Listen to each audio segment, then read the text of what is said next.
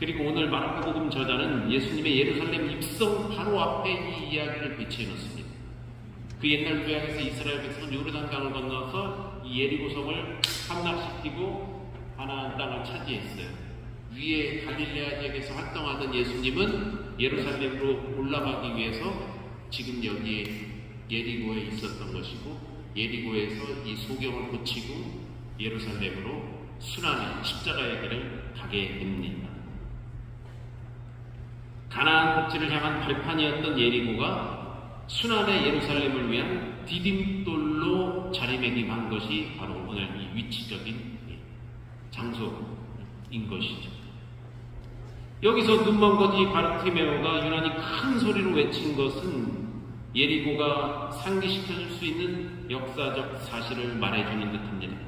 조상들이 뿔나팔 소리에 맞춰 소리를 지른 것처럼 바르티메오는 다윗의 자손 예수님, 저에게 자비를 베풀어 주십시오 하고 소리를 지릅니다. 그것도 2번 연속해서.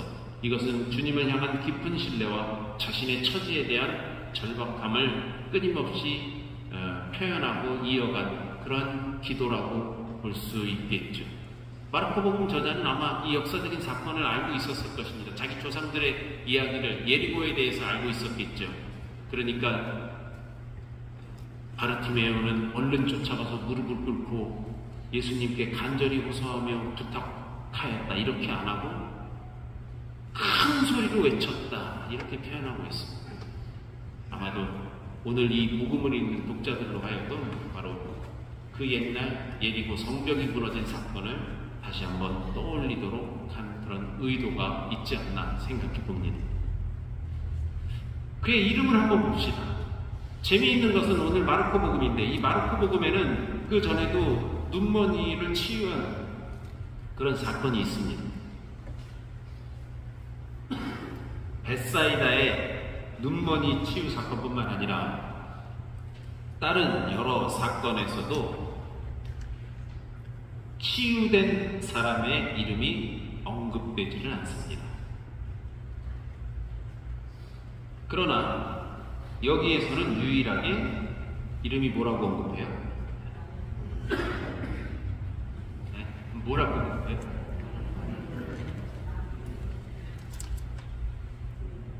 티메오의 아들? 이 바르라는 게 아들이라는 뜻이에요. 그러니까 우리가 지금 여기서 이제 한번 기억해 봅시다. 성서에 나오는 이 바르 씨들이 몇 명 있어요. 바르톨로메오, 바르나바, 바르톨로메오, 시몬 바르요나, 이렇게 언급들이 되죠. 기억나시죠? 아들이라는 뜻이에요. 어찌 보면 이 바르티메오는 이름도 없는 그냥 길바닥 거지, 아버지의 이름이 오히려 언급이 됩니다. 그럼에도 불구하고 성서의 마르코복음에 치유된 사람들 이름이 익명으로 나오는데, 여기에만 이 바르티메오라는 이름을 정확하게 기록하고 있습니다. 그만큼 이 사건이 알려지기를 바라고, 이 팩트다, 정확하게 이 이름 있는 사람을 강조하는 것이죠. 그만큼 이 비중 있는 그런 이야기로 다루고 있는 것입니다. 예수님께서 걸음을 멈추시고 그를 불러오너라 하셨다. 주님의 부르심에 그는 즉시 응답합니다. 겉옷을 벗어버리고 벌떡 일어나 주님께 갑니다. 보통은 앞으로 오라 그러면은 입고 있던 이런 옷도 좀 이렇게 단추도 여미고 지퍼도 올리고 그냥 옷을 입고 벗고 있다가도 입고 가는 게 오히려 더 예의인데, 여기서는 옷을 벗었다 그래요. 집어 던지고 예수님께 바로 갔다. 옷은 자신을 덮고 있던 그의 온갖 죄악을 상징하는 것 같기도 합니다. 다 던져버리고 그리고 갑니다. 동시에 눈먼 거지에게 있어서 옷은 유일한 안전장치이기도 합니다. 뭐 거적대기 같은 거 하나 있었겠죠. 그런데 그것을 다 던져버리고 갑니다. 여러분, 2주 전에 복음 말씀 기억나세요? 이틀 2시간 전 것도 기억 안 나요. 2주 전 얘기하고 있어요. 이렇게 말씀드리면 기억납니다. 지금 이 같은 마르코 10장 이야기예요. 이거 지금 오늘 10장인데 같은 10장의 이야기인데 그 청년은 울상이 되어 슬퍼하며 떠나갔다. 부자였어요? 가난한 사람이었어요? 부자였죠. 청년, 금수저 청년. 아주 부자였습니다. 내 것을 다 팔아서 가난한 이들에게 나누어주고 나를 따라라 하니까 그는 슬퍼하며 따라간 것이죠. 그 부자 청년과 달리 그는 그 모든 것을 뒤로하고 주님께 다가가는 것입니다. 그러자 주님께서 물으십니다. 내가 너에게 무엇을 해주기를 바라느냐? 주님께서는 그의 내면에 있는 바람을 스스로 고백하기를 요구하시는 것이죠. 그러니까 이 청혼자에게 용기를 주면서 스스로 신앙 고백을 하도록 유도하는 것처럼 이렇게 보입니다. 스승님, 제가 다시 볼 수 있게 해주십시오. 더 안타깝죠. 사실 이 얘기만 보면 전에는 볼 수 있는 그런 눈을 가졌었나 봐요. 더 답답하겠죠. 전에는 봤는데 지금 못 보니까 다시 볼 수 있게 해달라고. 그러면서 이제 치유가 이루어집니다. 다시 볼 수 있게 해달라. 여기에도 참 묵상할 만한 이야기거리들이 많이 있습니다.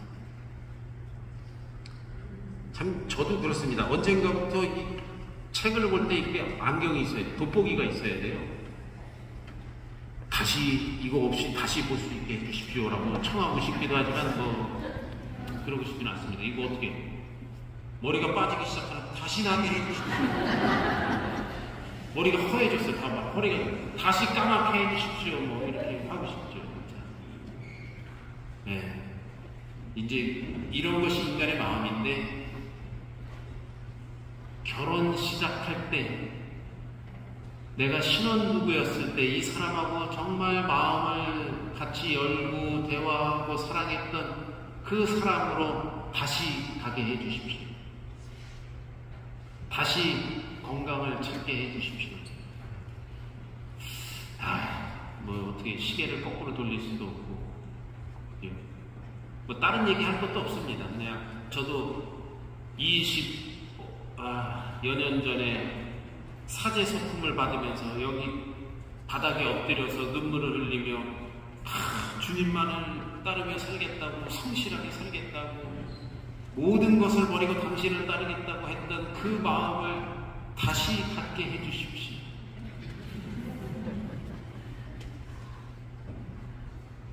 지금은 좀 너무 느끼해졌나요? 그런 마음입니다. 다시 새로